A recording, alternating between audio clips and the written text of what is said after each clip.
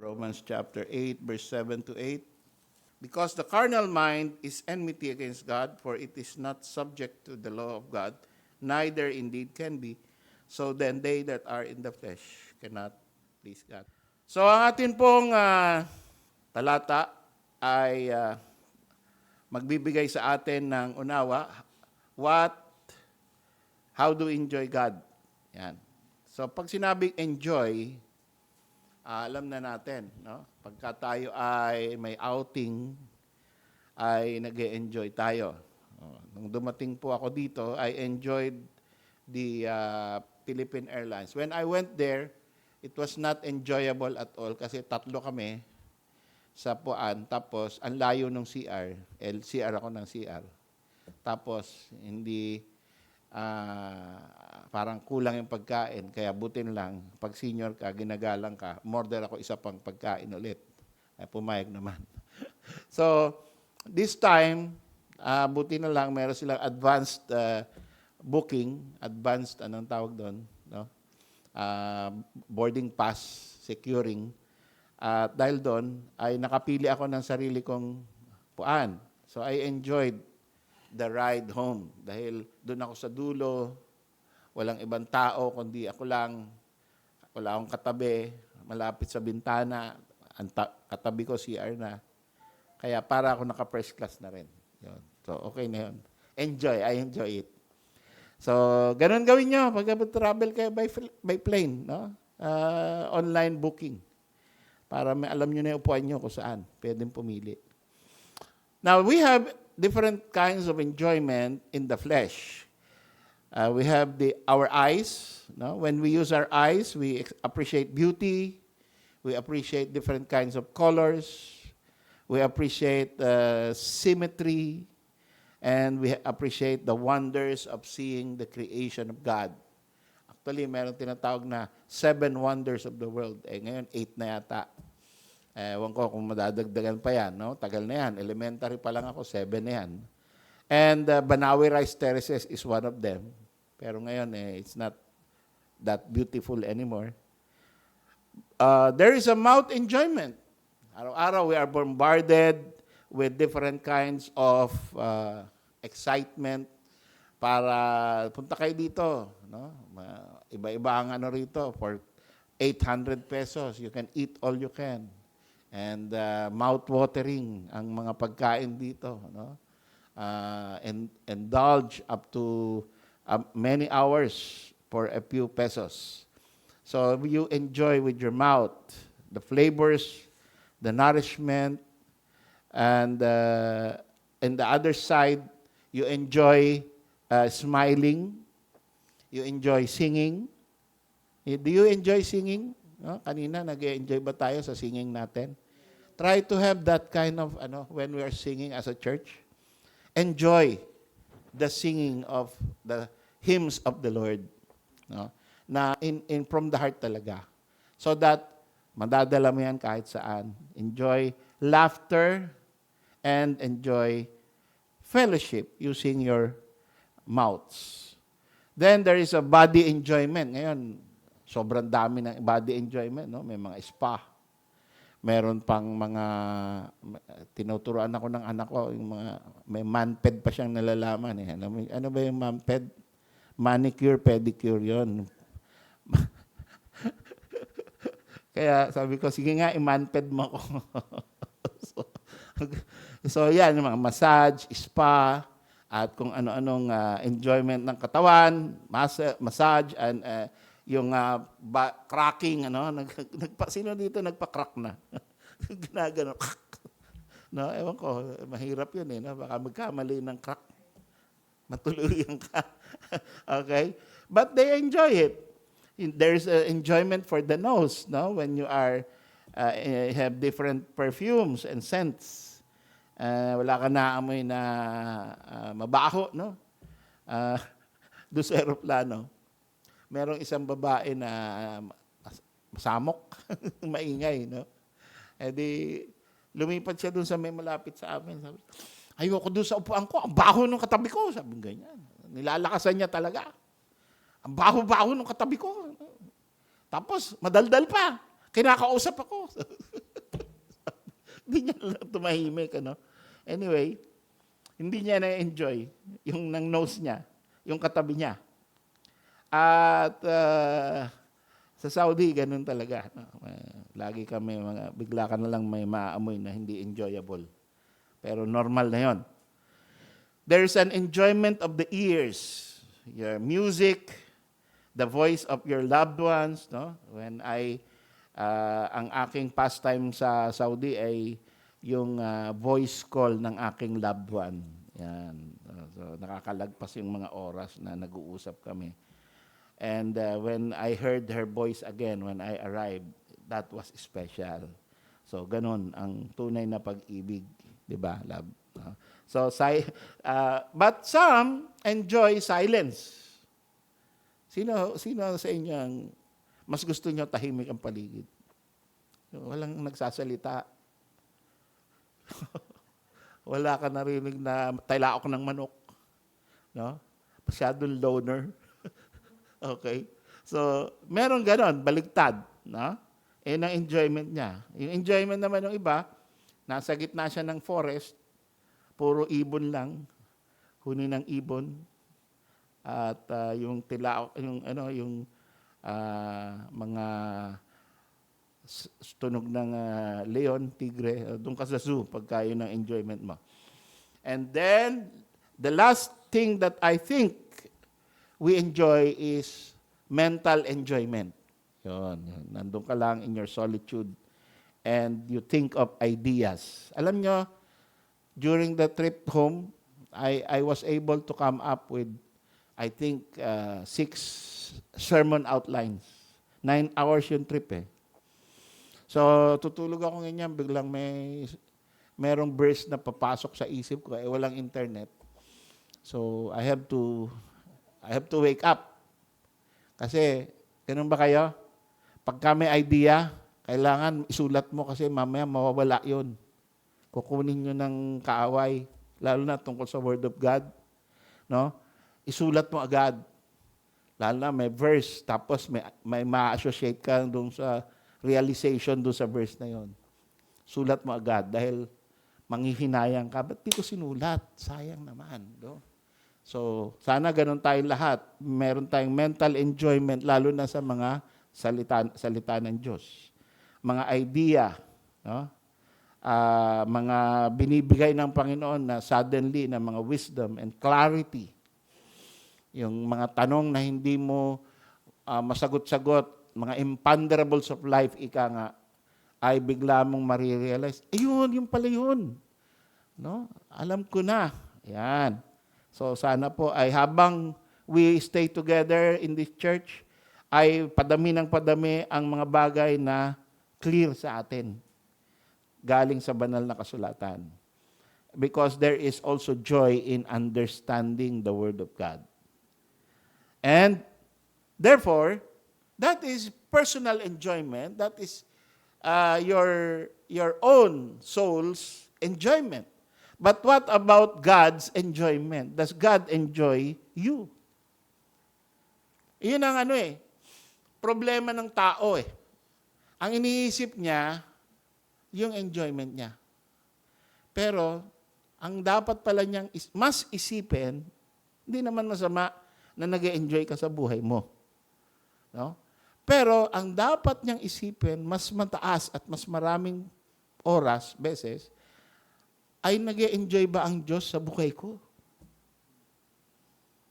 At papaano ko ba siya? Kung hindi, ang sagot sa kaluluwa mo ay hindi yata.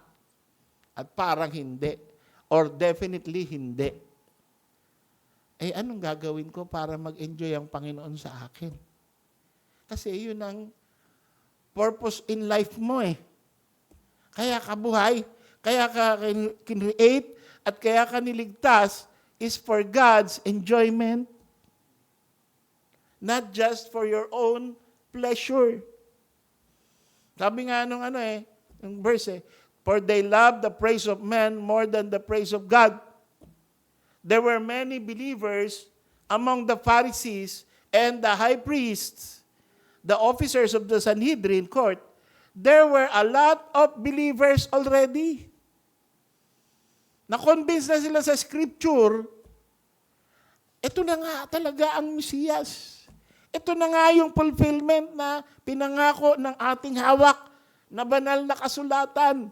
But, they were quiet. They dared not to manifest their beliefs. Why? They loved the praise of men more than the praise of God. Isipin mo yun. Alam mo na sa banal na kasulatan kung sino yung kaharap mo. Hindi mo mayakap. Hindi ka makapag-rejoice. Hindi ka makapag-reveal na, ito na. Bitawan na natin itong mga office natin. Tumigil na tayo sa pakikipag-argue sa Kanya, sa pagda-doubt sa Kanya. Resign na ako sa Sanhedrin Court. Di ba yun ang dapat ginawa from the beginning? Anong gusto mo gawin, pagawa sa akin, Panginoon? Ako ang mga chief priest, isa sa mga chief priest dito, pero because andito ka na, you are the one who should occupy my seat. I resign. Na di ba ganun ang ginawa ni John the Baptist? Oh, he must increase, I must decrease. Oh, he was enjoying all the people na pumupunta sa kanya, nagko-confess ng sin, ibinabaptize niya, nagsasubmit sa kanyang authority. That was enjoyable. But when Christ came, he must increase, I must decrease. Because I am just the voice. He is the fulfillment of the voice.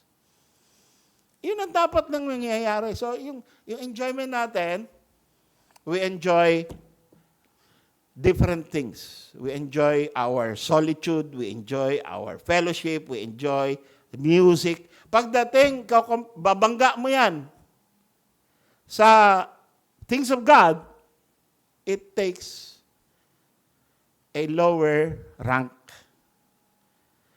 Kainan, no? Okay, in-invite ka sa kainan.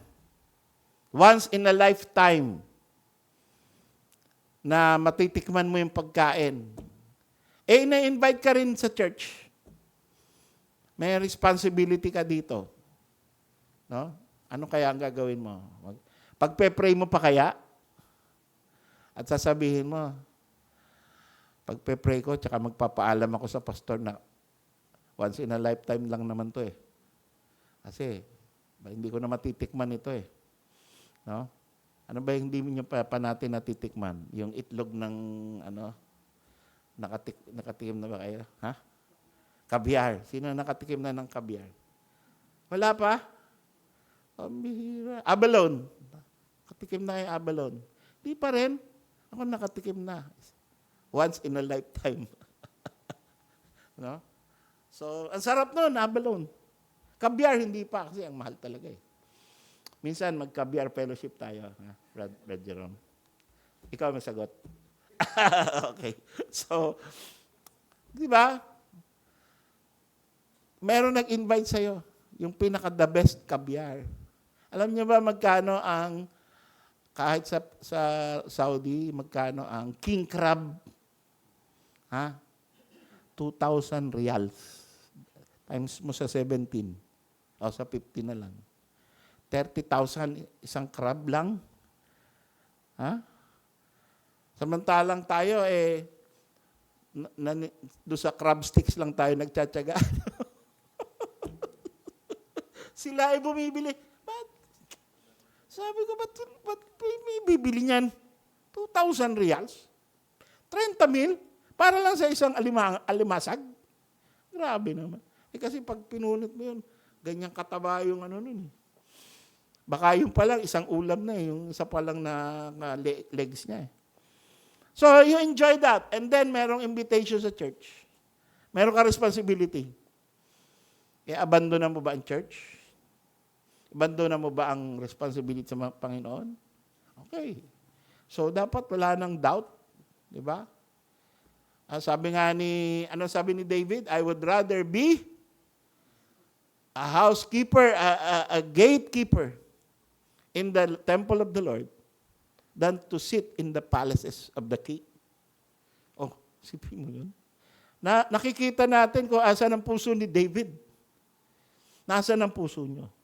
To give the enjoyment to God or to give the enjoyment to yourself. Pero sabi ng Bible, talaga, ay pagka pinag-usapan ay yung naturalesa natin. Because the carnal mind is enmity against God. So, mahalata mo na kung ganyan lagi ka magdesisyon. Never pipiliin ang paglilingkod sa Diyos. Ang laging kilya mo, no? Ang laging inclination mo is self-enjoyment. Uunahin ko pa ba naman yan, church? Andyan lang naman yan. Ito ay once in a lifetime. Ito ay enjoyment. Ito ay mga kamag-anak ko. Ito ay mga mahal ko sa buhay. Ito ay whatever. Unahin ko pa ba yan? So yun ang ano. Alam natin na kahit mananampalataya na tayo, meron pa rin tayong tendency doon dahil tayo ay meron pa rin carnal mind. Pero pag yun lagi, alam mo na kung ano ka. Pag lagi kang carnally minded, sabi, to be carnally minded is death. It will reveal to you who you really are. Kahit nasa church ka pa. No? Malalaman mo na this worship service is boring. It's not, you are being forced. You are being nahihiya ka lang, pinagbibigyan mo lang, whatever. No? Pero pagka merong other activities, ipupipiliin mo yon. You are not really aware about the pleasure and the anger and the displeasure of God. Hindi ka natatakot na magfa-frown ang Panginoon. Diba? Sa atin, tatakot tayo sa mga boss natin eh. Naku, baka hindi maganda yun sa boss ko. Baka sumimangot yun. Ayoko sa lahat makita, nakasimangot yung boss ko eh. Kaya hindi bali na lang. Papasok na lang ako kahit may sakit. Yan. Para lang matuwa siya. So, you make sacrifices para lang matuwa ang boss. Gusto mo matuwa ang boss, pero yung Panginoon, boss of the boss, ay wala kang idea, no? Wala kang effort. That is the carnal mind. It is enmity with God, against God, for it is not subject to the law of God, neither indeed can be. Purihin ang Panginoon Diyos, tayo ay niligtas, kaya ngayon, we struggle. And our tendency is more to please God than to please self, and to please the flesh, and to please the carnal mind, and to please our sensibilities, and to please others. Napansin ba natin yun sa ating sarili? Dapat. No? Kung save ka talaga, mahalata mo yun. At magtataka pa, ba't ako ganito? Ba't pipiliin ko yung worship service? Kaysa sa invitation ko sa sa Korean meal or sa Japanese meal or sa party. Ini-invite ako sa isang malaking piging. Ba't pipiliin ko yung church? Ba't ako ganito? Ba't malungkot ako? Meron tayo isang kapatid sa Riyadh, sabi niya kanina, mga kapatid, nalulungkot ako kasi binigyan ako ng trabaho ng 1 kilometers away, 1 hour away from Riyadh ng Friday. Sana ay hindi na ako bigyan ng ganun kasi gusto ko nandyan ako sa worship service. No? So, special yung assignment na yun. Dagdag sahod yun. Pero hindi siya nag-e-enjoy. Dahil mas gusto niya with the people of God. No? Meron namang nagpapa-assign talaga ng Friday. Kasi, di ba? So, hopefully wala nang ganun, no? That's the carnal mind. So to enjoy God, number one, the Holy Spirit is the one who will lead you. Ang leader niyan, para maintindihan mo how to enjoy God, is the Holy Spirit. Tandaan po natin yun. Unless you're guided by the Spirit or unless you are led by the Spirit, you shall always fulfill the lust of the flesh. Pag hindi ka led of the Spirit, kahit anong sikap mo, lust of the flesh ang kalalagpakan mo. So, the only way for you to know how to enjoy God and how to make God joyful with your life, dalawa lagi yan, ano? How to enjoy God and how to make God enjoy you. Kasi, ano yan parang yung mag-asawa, no? Dito, dalawa lang kami mag-asawa, no? At tatlo. So, alam nyo, ang sikreto sa pagiging mag-asawa, pag binigyan mo siya ng pleasure, bibigyan ka rin niya ng pleasure at it's like a circle. Habang nakikita mong nakangiti yung asawa mo, natutuwa ka din. No? That is a good relationship. Pagka hindi maganda yung relationship, natutuwa ka pag nakasimangot yung asawa mo. Yun yung hindi good relationship. Aasarin ko nga to, i-hoax ko nga to, ipaprank ko nga to, para mapahiya siya. Napahiya! Ano ngayon? Yun. That is an unhealthy relationship. Pero yung magandang relationship ng husband and wife, pag nakita mong tuwang-tuwa siya, no? Sabi niya, pasalubungan mo ako ng oil of Olay. Yan, ako, hindi ako kailangan. Naghanap ako sa Lulu ng oil of Olay. Para pagdating ko, hindi siya disappointed. Mababaw lang naman yun di ba? Meron naman dito sa SM. Bakit doon pa magalit? Okay? So, nakita mo yung ngiti. So, ganun. Parang, it's self-feeding. Ganun din sa Panginoon. Binigyan tayo ng glimpse ng Panginoon, na habang binibigyan mo ng pleasure ang Panginoon, binibigyan ka rin niya ng pleasure. Naintindihan na natin? Do you want to be happy in the Lord? Please the Lord. And He will return it back more. And then that will be a good life for you. So to enjoy God, you need the Spirit of God. Sabi ng Romans 8:14, for as many as are led by the Spirit of God, they are the sons of God. See? So, the Holy Spirit is the one leading you to avoid the flesh. And to give you enjoyment in serving the Lord. So that you will give to God what pleases Him. Magiging kang joy seeker ng Panginoon. And then, number 2, you can only enjoy God in Christ. No? Wala kang enjoyment sa Panginoon without Christ. So you are led by the Spirit, and then there is a medium. May dinadaanan. No? Sabi niya, he that honoreth me, honoreth the Father. So you can only give pleasure to God through Christ.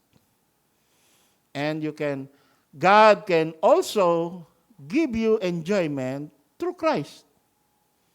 So, pabalik sa iyo, papunta sa iyo yung enjoyment galing sa Ama, dadaan din yun sa merits of Christ. Pero ikaw, papunta ka sa Ama, gusto mong patuwain ang Ama, dadaan din yun sa pangalan ni Kristo. Hindi pwedeng direct. That is the wrong. Lahat ng dumidirekta sa Ama, they fail to please God. Pag dumirekta ka sa Ama, that's not the way. No? Kahit magsisigaw-sigaw ka, Diyos ko! Sa iyo lang ako. Pero hindi ka dumaan sa Panginoong Hesus, wala yun. Kahit ikaw pa, papasunog mo pa yung katawan mo. Ibusin mo yung pera mo para matuwa ang Diyos. Hindi matutuwa ang Diyos sa iyo pag walang Jesus Christ. And, paano malalaman na ikaw ay led by the Spirit and ang dinadaanan ng pleasure back and forth si Kristo? You can only enjoy God through the Word of God. It has to be endorsed according to the Word of God. Hindi ka pwedeng na-enjoy mo si Kristo pero may violation sa Word of God. Hindi pwede yun. Ha? Hindi pwedeng meron ka nakita, no, na parang alon-alon na galing sa langit. Tapos, nanginginig ka sa pagtanggap ng alon-alon na galing sa langit. No? Sabi mo, thank you Lord, thank you Lord, thank you Lord sa glory mo, glory mo. Malasing-lasing ka sa glory. Asa sa Bible yun? Wala. So ano yun? False yun. Galing kay Satanas yun. Huh? No, it's a new thing. Alam niyo ba, may mga Pentecostals na gano'n? Na parang lasing pag nag-worship service. Huh? Nangingisay, gumugulong, kumakahol, tawa ng tawa, ikot ng ikot, ganun ng ganun, yung mahaba buhok, ganun ng ganun. Saan sa Bible yun? Nasa Hindu practice yun, tawag doon, Kundalini. Tingnan nyo sa mga Hindu meetings. Pinapasukan sila ng Espiritu, tapos ganun ang nangyayari, nag-speaking in tongues, nangingisay, kahol ng kahol. Pero hindi yun ang Holy Spirit. Kailan nakalagay doon na si Paul ay nagkaganyan? No? See? Pero tinatawag na, Jesus! Jesus! Tama na, Jesus, kasi punong-puno na yung katawan ko ng pleasure. It's not God. Pero Jesus ang tinatawag. You see? So, it has to be according to the Word of God. See? Holy Spirit, through Christ, through the Word of God. Lastly, these things are in the church of God. Kaya nga, tinatawag ko yung mga kapatiran. No? When I realize these things, there is a tendency na mag-solo flight ka . No? Mag-solo flight ka sa paglilingkod sa Diyos. Mag-freelance ka. Di ko na kailangan ng pastor. Di ko na kailangan ng church kasi meron akong Diyos. Tama naman ang pagkakilala ko sa Diyos. Save ako. I am with the Holy Spirit. Okay? Meron akong Panginoong Jesucristo. Meron akong Bible. So, ba't kailangan ko pa ng church? Kailangan ko ba ng pastor? Pwede na akong humayo mag-isa. And God will recognize me. Kasi I'm serving the Lord, not the church. Pero ang sabi ng Panginoon, Ephesians 5:25, husbands, love your wives, even as Christ loved the church. And what did He do? He gave Himself for it. If you do not love the church, your own church, but Jesus loved the church and gave Himself for it, magkakontra kayo ng priority ng Panginoon. Diba?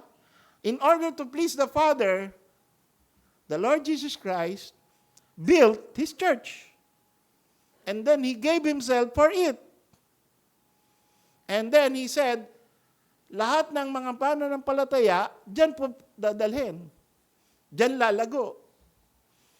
Dahil yan yung binili ko ng dugo. Oh, tapos sasabihin mo, meron na akong lahat. May knowledge na ako. Nag-aral ako sa Bible school. Meron akong Holy Spirit. Meron akong leading. Meron akong ordination. Graduate ako. Meron akong Kristo sa puso ko. Alam ko na lahat ng hymnals. E di mag-umpisa ka ng church. Kung ikaw ay ready na, magpa-send out ka para meron ka, gamitin ka ng Panginoon to build His church in your locality. Hindi yung mag-freelance ka, tapos sasabihin mo, andito na lahat, hindi ko na kailangan ng church. Hindi ko na kailangan tumawag dyan sa church. Hindi ko na kailangan mag-amen dyan sa online. Kaya natin ine-effort ito online para yung mga kapatid natin will have an opportunity to participate kahit papaano. Tapos i-despise natin. No? Total na may church na ako dito Panginoon din naman yan Kristo din naman yan Word of God din yan Hindi po ganon. Naniwala tayo sa local New Testament church. Hindi tayo invisible church. Hindi tayo universal church. So, patunayan yung mali yan, okay. Then you have a different doctrine than our church. But as long as you believe in the church covenant and in the promises that you made in that covenant and in the Word of God which says the church is not universal and visible, it is local. You have a local church in SGBCI. And you are a member here. And therefore, you will serve the Lord through Christ, led by the Holy Spirit, through the Word of God, in this local church. Whom God, Christ the Lord Jesus Christ, died for us and gave Himself for this church. So, yun po ang kalooban ng Diyos. Sana po naintindihan natin, i-promote natin itong idea na to para hindi tayo maging palalo sa ating paglilingkod at sa ating pag-iisip na gusto natin matuwa ang Panginoon Diyos sa ating ginagawa. Purihin ang Panginoon Diyos, tayo po manalangin.